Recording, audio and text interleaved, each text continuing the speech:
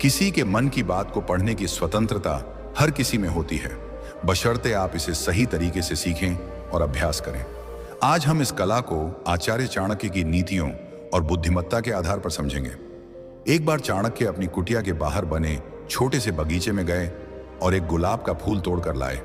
उन्होंने चंद्रगुप्त से कहा, इस फूल को देखो, क्या यह सुंदर नहीं है? चंद्रगुप्त ने हामी भरी, लेकिन उसका मन कहीं और था। चाणक्य ने फिर पूछा, क्या तुम्हें गुलाब की खुशबू पसंद है? चंद्रगुप्त ने जल्दी से जवाब दिया, हाँ आचार्य, बहुत अच्छी है।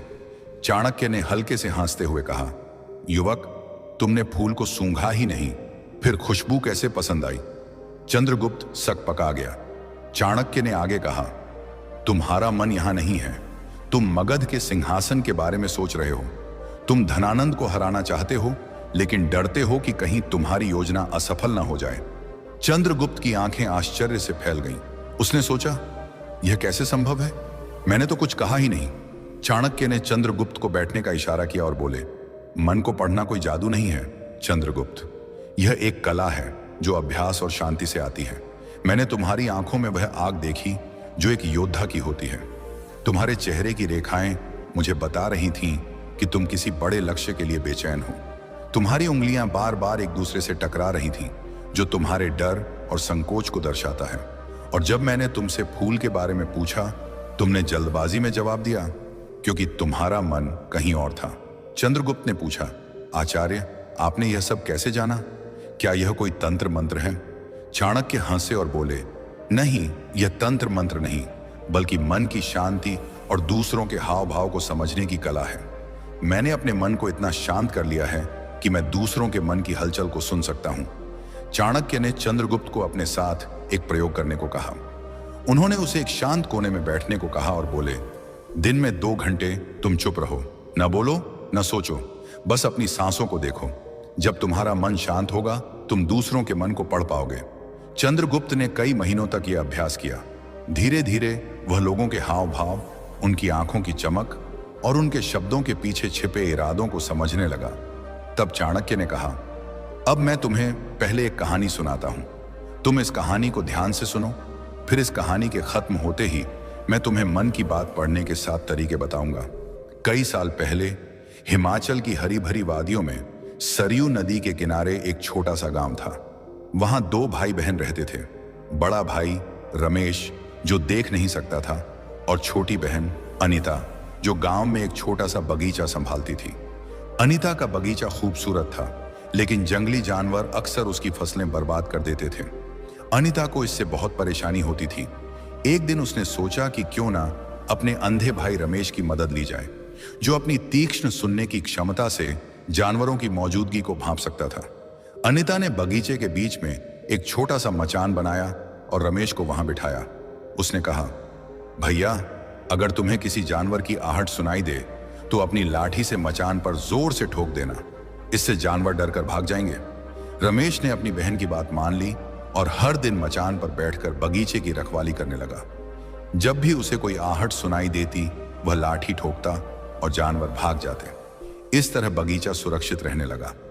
एक दिन एक शाही सिपाही, जो एक जंगली सूअर का पीछा कर रहा था, बगीचे के पास पहुंचा। उसने रमेश को देखा और पूछा, क्या तुमने यहां एक सूअर देखा है? रमेश ने जवाब दिया, मैं अंधा हूं, मैं कैसे देख सकता हूं, पर मैं इतना बता सकता हूं कि जो जानवर यहां से गुजरा वह तुम्हारे पीछा करने लायक नहीं है।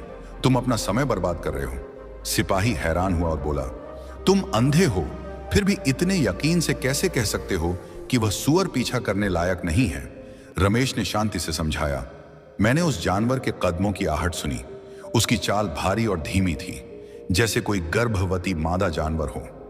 एक सिपाही को ऐसी मादा का शिकार नहीं करना चाहिए। सिपाही और भी हैरान हुआ। उसने अपने साथियों को उस जानवर को ढूंढने भेजा। जब वे लौटे, उन्होंने बताया कि रमेश सही था, वह एक गर्भवती मादा सूअर थी। सिपाही ने रमेश से पूछा, तुमने यह सब कैसे जाना? रमेश ने कहा, मैं देख तो नहीं सकता, पर मैं आहटों और हलचल को समझता हूं। उस जानवर की भारी चाल और धीमी गति से मुझे पता चला कि वह गर्भवती है। सिपाही रमेश की बुद्धि से प्रभावित होकर उससे एक और सवाल पूछता है, तुम इतने समझदार हो, क्या तुम बता सकते हो कि मेरी पत्नी मेरे प्रति वफादार है या नहीं? रमेश ने जवाब दिया, ऐसा सवाल तुम्हारे मन में क्यों उठा? पर ठीक है, मैं जवाब दूंगा। इसके लिए मुझे तुम्हारी पत्नी से अकेले में मिलना होगा। सिपाही पहले तो गुस्सा हुआ, लेकिन फिर मान गया और अपनी पत्नी रानी सावित्री को रमेश के साथ एक कमरे में भेज दिया। कमरे में रमेश ने सावित्री से कहा, मुझे तुम्हें छूना होगा। यह सुनते ही सावित्री गुस्से में आ गई और रमेश को मारने लगी। रमेश ने किसी तरह अपनी जान बचाई और सिपाही के पास लौटा। उसने कहा, तुम्हारी पत्नी वफादार नहीं है। सिपाही गुस्से में तलवार निकालकर सावित्री के पास गया और पूछा, सच बताओ, क्या तुम वफादार हो? सावित्री ने कहा, मैं वफादार नहीं हूं। सिपाही हैरान हुआ और रमेश से पूछा, तुमने यह कैसे जाना? रमेश ने समझाया, मैंने कहा कि मैं उसे छूना चाहता हूं। वह इतने गुस्से में आ गई कि मुझे मारने लगी। एक वफादार पत्नी किसी अनजान पुरुष को छूने से मना करती, पर उसने मुझे मारा और इस दौरान मेरा पूरा शरीर छुआ। ऐसी औरत वफादार कैसे हो सकती है? सिपाही ने फिर पूछा, एक और सवाल, क्या मैं अपने पिता का बेटा हूं या किसी और का? रमेश ने कहा, तुम इस राज्य के सिपाही हो, इस सवाल का क्या मतलब? पर ठीक है, मैं जवाब दूंगा, लेकिन तुम्हें वादा करना होगा कि तुम गुस्सा नहीं करोगे। सिपाही ने वादा किया और रमेश ने कहा, तुम अपने पिता के बेटे हो, पर तुम पर एक कंजूस जमींदार की छाया भी है। सिपाही खुश हुआ और अपनी मां से पूछने गया। मां ने कहा, तुम अपने पिता के बेटे हो, पर जब मैं नहा रही थी तब एक कंजूस जमींदार की छाया मुझ पर पड्डाड़ी थी। सिपाही रमेश के पास लौटा और पूछा, तुमने यह कैसे जाना? रमेश ने कहा, तुमने मुझे एक भी इनाम नहीं दिया, जबकि कोई और सिपाही होता तो अब तक कई पुरस्कार दे देता। इससे मैंने अनुमान लगाया कि तुम कंजूस हो। सिपाही हंस पड़ा और बोला, जो मांगोगे दूंगा, पर बताओ तुम इतने सटीक जवाब कैसे दे लेते हो? रमेश ने कहा, मैं देख नहीं सकता, पर मैं लोगों के मन को उनकी हरकतों, व्यवहार और शारीरिक हाव भाव से पढ़ सकता हूं। फिर चाणक्य ने कहा, अब मैं तुम्हें 7 तरीके बताऊंगा जिनसे तुम भी दूसरों के विचार समझ सकते हो। बेरिन, उसकी आंखों में देखो और हाव भाव को समझो। आंखें मन का आईना होती हैं। जब आप किसी की आंखों में गहराई से देखते हैं तो उनके चेहरे की सूक्ष्म हलचलें, जैसे भौहों का हल्का सा उठना, होंठों की तनिक सी मुस्कान या नजरों का इधर उधर जाना, उनके मन की कहानी बयान करती हैं। उदाहरण के लिए, अगर कोई व्यक्ति आपसे नजरें चुराता है तो शायद वह कुछ छिपाने की कोशिश कर रहा है। वहीं आत्मविश्वास से भरी नजरें दृढ़ता का संकेत देती हैं। हाव भाव भी उतने ही महत्वपूर्ण हैं। व्यक्ति के बैठने का तरीका, हाथों की गति या चेहरे की रेखाएं उनकी भावनाओं को उजागर करती हैं। इस कला को सीखने के लिए आपको एक जासूस की तरह चौकस बनना होगा। कल्पना करें कि आप एक बाज की तरह हैं, जिसकी नजर हर छोटी सी हलचल पर टिकी है। रोजमर्रा की जिंदगी में जब आप किसी से मिलें, चाहे वह बाजार में कोई दुकानदार हो या कार्यालय में सहकर्मी, उनके चेहरे को ध्यान से देखें। क्या उनकी मुस्कान सच्ची है या सिर्फ औपचारिक? क्या उनकी आंखों में उत्साह है या उदासी? शुरू में यह मुश्किल लग सकता है, लेकिन धीरे धीरे आप छोटी छोटी बातों को पकड़ना सीख जाएंगे। रोज 5 मिनट तक किसी एक व्यक्ति के हाव भाव का अवलोकन करें। उनकी आंखों, चेहरे और शरीर की मुद्रा पर ध्यान दें। एक डायरी में नोट करें कि आपको क्या संकेत मिले। समय के साथ आप बिना शब्दों के ही लोगों के मन को पढ़ना शुरू कर देंगे। यह अभ्यास आपको एक कुशल मनोवाचक बनाएगा, जो दूसरों की भावनाओं को तुरंत भांप लेता है। 2, उसे बोलने का मौका दो। वह जितना बोलेगा उतना समझना आसान होगा।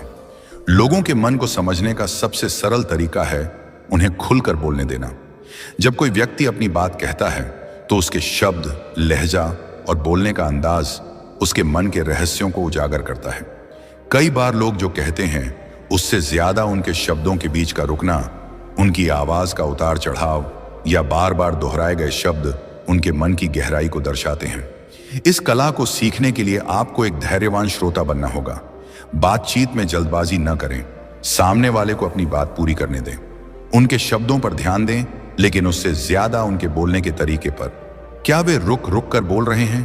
क्या उनकी आवाज में आत्मविश्वास है या हिचकिचाहट? क्या वे कुछ शब्दों पर ज्यादा जोर दे रहे हैं? अगली बार जब आप किसी से बात करें तो कम से कम 5 मिनट तक बिना टोके उनकी बात सुनें। उनके शब्दों, लहजे और रुकावटों पर ध्यान दें। बाद में विश्लेषण करें कि उनके बोलने के तरीके ने क्या संकेत दिया। यह अभ्यास आपको एक बेहतर श्रोता बनाएगा और दूसरों के मन को समझने में मदद करेगा। 3. अपने मन को शांत करो। मन पढ़ने की सबसे बड़ी शर्त है कि आपका अपना मन शांत हो। अगर आपका मन विचारों, चिंताओं या कल्पनाओं से भरा है तो आप दूसरों के मन की हलचल को नहीं सुन पाएंगे। एक शांत मन ही दूसरों की भावनाओं को गहराई से समझ सकता है। शांति का मतलब है अपने विचारों को थामना, अपनी आंतरिक हलचल को रोकना। यह एक ऐसी अवस्था है जहां आप न तो अतीत में खोए हैं न भविष्य की चिंता में। आप बस वर्तमान में हैं और आपका मन एक शांत झील की तरह स्थिर है। इस अवस्था में आप दूसरों की ऊर्जा और भावनाओं को स्पष्ट रूप से महसूस कर सकते हैं। इस शांति को प्राप्त करने के लिए ध्यान, मेडिटेशन सबसे प्रभावी तरीका है। रोज 10 से 15 मिनट के लिए एक शांत कोने में बैठें। अपनी सांसों पर ध्यान केंद्रित करें। विचार आए लेकिन उनमें न उलझें। उन्हें बादल की तरह तैरते हुए देखें और जाने दें। शुरू में आपका मन भटकेगा लेकिन धीरे धीरे यह शांत होने लगेगा। दिन में एक समय चुनें जब आप पूरी तरह चुप रहें, कोई बात ना करें, न सोचें, बस अपनी सांसों को देखें। यह अभ्यास आपके मन को शांत करेगा और दूसरों के मन को पढ़ने की आपकी क्षमता को बढ़ाएगा। 4. शारीरिक भाषा का विश्लेषण करें। शारीरिक भाषा मन का खुला पत्र है। व्यक्ति के बैठने का तरीका, हाथों की गति और शरीर की मुद्रा उनके मन की स्थिति को दर्शाती है। उदाहरण के लिए, अगर कोई व्यक्ति बात करते समय अपनी बाहें बंद रखता है तो वह रक्षात्मक हो सकता है। अगर वह सीधा बैठता है और खुली मुद्रा में है तो वह आत्मविश्वास से भरा हो सकता है। भाषा को समझने के लिए आपको एक गहरे अवलोकनकर्ता बनना होगा। कल्पना करें कि आप एक चित्रकार हैं और सामने वाला व्यक्ति एक कैनवास है जिसकी हर रेखा कुछ कह रही है।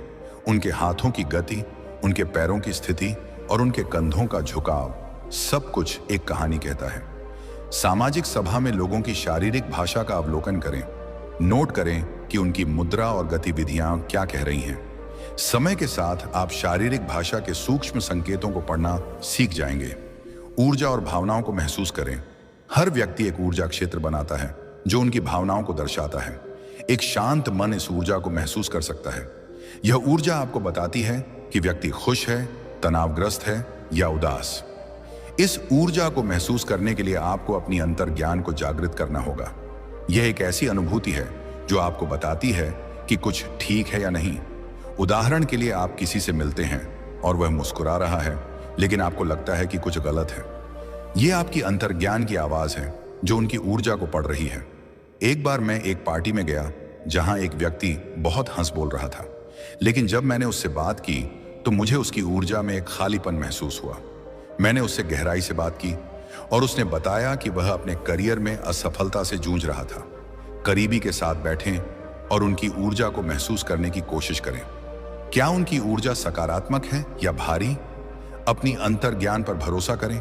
यह अभ्यास आपको दूसरों की भावनाओं को समझने में निपुण बनाएगा। 6. सवाल पूछकर गहराई में जाएं। सही सवाल पूछना मन पढ़ने का एक शक्तिशाली हथियार है। सवाल व्यक्ति को खुलने के लिए मजबूर करते हैं और उनके मन की गहराई को उजागर करते हैं।